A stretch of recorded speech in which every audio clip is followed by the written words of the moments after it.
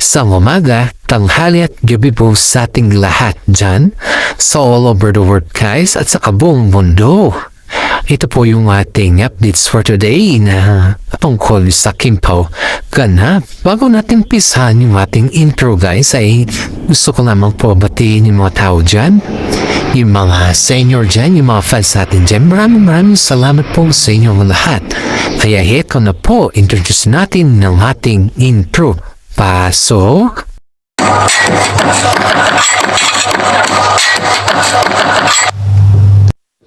Okay, update tayo sa Kimpaw for today guys.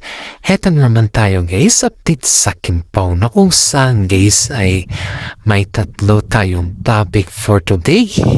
Ang topic natin for today guys ay Kim Chu. Magkano nga ba yung bago niyang bag sa ngayon? Paolo Avellino, nasaan na nga ba siya? At ang pangatlong topic natin for today guys ay may ugnayan ba hanggang ngayon si Paolo Avellino at ang kanyang ex? Heto na. Bisa na natin ang topic natin for today guys. Na kung saan Kim Chu, magkano na ba ang kanyang bagong bag? Heto guys, bago natin ugisan mo ating YouTube channel, yung updates natin guys ay kumusta na muna natin yung ating mga nakaroonan? Kung kumusta na ba sila? Okay lang ba sila? Kasi nag-donate po tayo ng mga konting biyaya lang po sa mga tao na kailangan po ng tulong. Maraming salamat pala sa mga patuloy na pakikinig ninyo at patuloy na pag-shout out ninyo at patuloy na pag-like and share ninyo sa ating YouTube channel ay naumpisa na po natin nabigay ng tulong guys sa mga tao dun sa baba ng tulay. Nabigay po tayo at hindi na natin pinicturan kasi mahirap na magpasalamat na po tayo kasi simula kagabi nabigay pa tayo ng tulong sa kanila. Ito na guys. Ayun dito sa ating legit na sources guys ay si Kim Chu po ay bumili ng bagong bag. Diba may distress city may na mga bagong bunny bag ba? Pero in fairness naman kay Kim, kasi yung bunny bag niya guys is hindi siya kagaya ng mga bago na may Vuitton or mabad na Zara or something na gano'n na bag guys. Ang bag kasi ni Kim ay simple lang siya at mura na. Pero ito na guys kaya naman pala bumili si Kimi ng bago niyang bag guys ay nagustuhan niya pala yung style ng bag na yun. Kaya na tinignan niya guys, it's a leather. Yung style ng leather kasi alam niya kasi guys ang leather is mabigat yan. Kumbaga guys is kung hindi ka marunong kung hindi ka marunong maghawa, kung hindi ka marunong tumingin sa mga gano'n na guys ay lalo kang mahirapan. Pero in fairness guys si Kimi po ay marunong siya tumingin ng bag. At alam mo ba bakit yun? It's quite very expensive kaya it cost of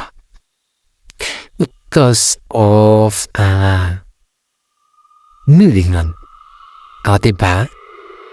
Ang expensive ng bag na yun guys. Alam mo, sa dami-dami ng mga tao na gustong bilhin yung bag na yun guys at si Kimi po yung napili. Kasi bilhin kasi yung bag na yun guys, nakipid si Kimi pero nakipid siya kasi nga nagustuhan niya. Ang ganda ng kwan niya ba? Ang ganda ng itsura at saka ang ganda ng kwan niya, yung pagka-leather niya guys. Hindi siya basta-basta na leather niya as in niya. Sobrang ganda. Pero alam mo guys kung sining kasama niya artista na nakabili doon ay si Alam mo na, letter K din ang kung saan ang kanyang pangalan. Huwag na natin bagitin guys, baka mamaya may issue na naman din. Kasi ang kumpanya na kasi ito guys ay nagbibigay sila ng kumbaga speedy process sa mga bag na kung saan ay in-option ba nila. Doon mo makikita guys kapag yung bag ay naka-option ba, dyan mo makikita na maraming mga kumbaga guys is organic yung bag.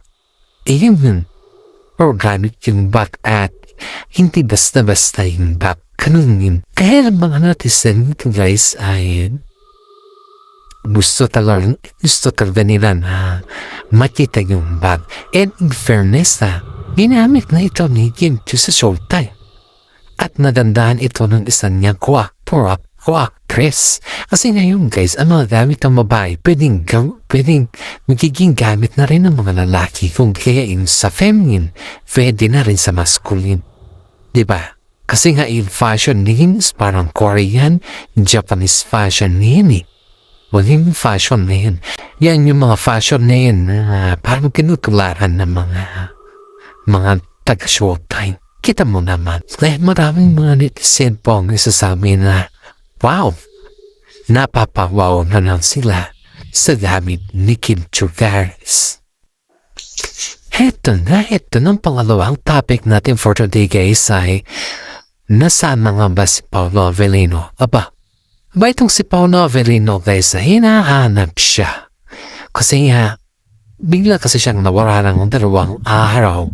Yung 2 araw kasi yan guys ay pumunta po siya sa Baguio para ay may mga ayusin siyang importante. Yung mga ayusin niya kasi dun guys ay about yan sa lupa ni Randy Kim Chiu na kanyang binili. Pero in fairness naman kay Paolo guys ay hindi man siya yung tao na hindi nagpapaalam Nagtako naman siya guys na alam naman din management niya na bakit wala siya na I think 1 week kata. Ayan dito sa ating legit sources nagbili si Paolo Avellino ng mga pagkain guys sa mga kasama niya sa showbiz at kung saan siya mga dried foods pa. Masarap yun maraming mga netizen mga gusto ng dried foods na rin kasi nga isipin mo si Paolo Avellino ay isa sa mga galing sa Baguio na ang dami nilang dried foods na pagkain.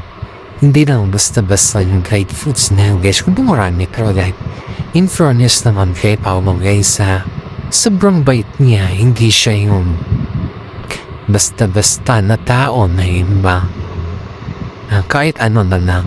Pero si Paolo guys ay kita mo sa kanya yung kubaitan. Kita mo rin sa kanya yung hindi siya yung nanamantala na tao. Mabait siya. Kahit na sa Baguio siya guys is naghahanap siya ng mga pagkain ng mga exotic foods para at bakit man kanya mga kasama sa showbiz at ang kanyang mga management. In fairness, ang mga dried foods na mga pork na may yung kanyang mga dala, mga baboy ramo, kanyang mga dala guys. Kaya nga, marami mga netizen ang gustuhan ang ugali ni Paolo kasi siyempre pag ugali mo ganon at ramdam ng mga netizen yun, mas lalo kang magugustuhan ng mga tao. Mas lalo kang magugustuhan din ng mga kasama mo sa showbiz kasi nga marunong kang magkisama Pag marunong ka kasing magkisama sa kapwa mo ay maraming taong kakanda gusto sa inyo at mas marami ding tao ang sinasabing mahalaga, pinapalagaan mo sila lalo na sa loob ng showbiz na kumbaga is mapagbigay ka sa mga kapwa mo, sa mga katrabaho mo, mamahal mo siya talaga nila yan buong buo at tos puso silang magmamahal sa iyo. In fairness din yung lupa, bahay at lupa, bakasyonan nila Kim Chiu at saka si Paolo Avellino guys ay inaayos na ni Pao dahil gusto nila maayos ang lahat. Ayaw kasi Paolo guys na iiwan ng gano'n na hindi po maayos ang lahat. Gusto niya kasi na maayos para sa gano'n ay okay lahat ang kanilang mga mga sistema ba? Aba, mahirap po si guys pag hindi maayos eh. Mahirapan din yung mga tao doon at mahirap din pag ikaw ay yung bang hanggang dyan na lang, yung bang dito na lang, o yung palagi ka na lang umaasa sa mga kapwa mo. Yun yung pinakamahirap sa lahat. Kaya tayo dito guys ay piliin natin na magkaroon ng magandang buhay o piliin natin na maayos ang lahat kasi mahirap pag may mga gulo-gulo kusot-kusot na yan ay tayo din mahihirapan. Yan po nasa isip ni Paolo Avellino at si Kim guys na ayusin ang lahat hanggat maaga pa. Ito guys, yung pangatlo nating topic for today guys ay may ugnayan pa ba sila Paolo Avellino at ang kanyang ex-girlfriend sa yan?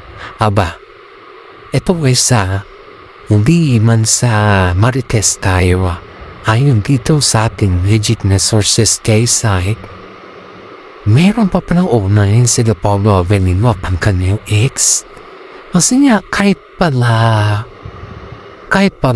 hawak ka ni Kim yung cellphone ni Paolo paminsan-minsan na pero nakakaraon din pala sila na unahan dahil nga siguro daw sa ito kasi si Paolo noon nagkaroon siya ng business partner siya ng kanyang ex-girlfriend at itong ex-girlfriend niyo guys is si Dater K din siya. Dater K. Ang ex-girlfriend niya guys is medyo may kaya ito kasi. Pero sekreto lang sila na nagkaroon ng partnership business. Ito ex-girlfriend niya guys is man si Paolo. Pero pasimple lang siya at pasimple lang sila. Hindi sila nasasalita kasi nga yung mother ng kanyang ex-girlfriend is ayaw kay Paolo. Hindi daw kasi sikat itong si Paolo at taanong daw naman itong si Paolo. Kumbaga, this is hanapin mo yung mga sikat, hanapin mo yung hanapin mo yung may pera. Yanon. Kasi itong si Paolo na to guys noon, hindi pa naman siya sikat. Siyempre kapag hindi ka naman sikat, kahit hindi ka mayaman. Diba? Kaya nga, itong si partner niya, itong si ex niya is hanggang ngayon is pa-communicate kay Paolo. Dahil din sa business nila at dahil may pagtingpa itong si ex niya sa kanya. Pero naalala ni Paolo noon guys na yung mother niya ang nagbigay daan sa kanya bakit naghiwalay sila ng kanyang ex kasi hindi natanggap ng mother ng babae si Paolo. At ngayon guys ay kumbaga ayon dito sa ating legend na sources parang pati na rin yung mother guys kapag tuwing nakikita niya si Paolo is parang is just only a shadow yung tingin niya kay Paolo. Pero nung sikat na si Paolo, bumunda yung tingin niya kay Paolo. Sumikat si Paolo. Yung panliliit niya noon kay Paolo ay iba na ngayon. Parang nakilala niya na si Paolo Iba na yung pagkakilala niya kay Paolo sa ngayon. Kaya bago natin tapusin yung ating updates guys, ay gusto ko lamang magpasalamat sa mga senior citizen dyan na palaging nanonood sa ating YouTube channel. Maraming salamat guys sa inyo dahil kayo po yung aking taga-masugid na aking fans. At paki-like and share naman po yung ating YouTube channel kasi yung ating YouTube channel kasi malaking tulong na po yan para sa atin. At always think positive and pray to the God kasi ang pagiging positibo ay nakakagaan po yan sa ating pang-araw-araw. Maraming salamat po at God bless po sa ating lahat.